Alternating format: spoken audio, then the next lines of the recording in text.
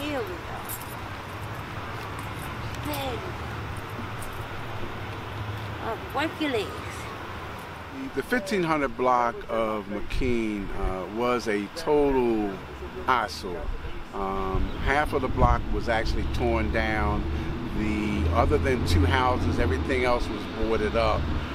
So it was a really awful looking block. People were dumping things, and also drugs were being sold in the block as well. And fortunately, the governor and lieutenant governor came and looked at the area and said, yes, we have a special program called CORE, which provides funding for green areas, and they agreed to support Matthew Henson Community Development Corporation and the neighborhood to redevelop it. And starting with June of 2016, we started working on the lot, with the city, of course, giving us some help, but most of the funding was coming from the governor.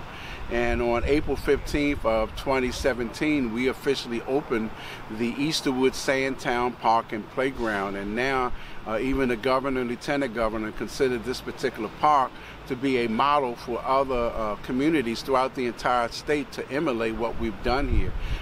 We have a number of things here. Of course, we have chess tables that were made by Carver High School students. We have a stage to entertain. We have a little library where children can come and get books and bring books back.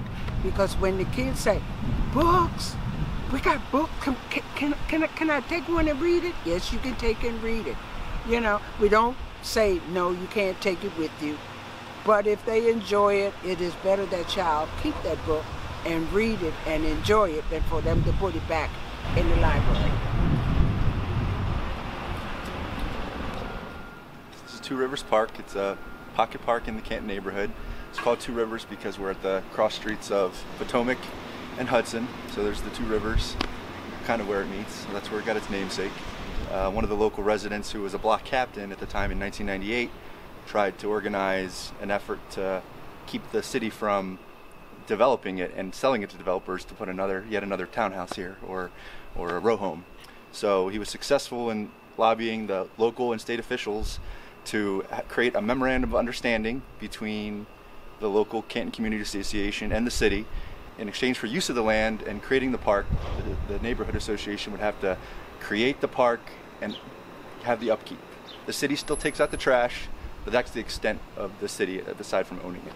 So it's been a pretty good relationship to date. So it's been about 12 years now where it's been successful, and as you can see, the land is being put to very good use. A little verdant landscape with a good break from the concrete jungle and cityscape.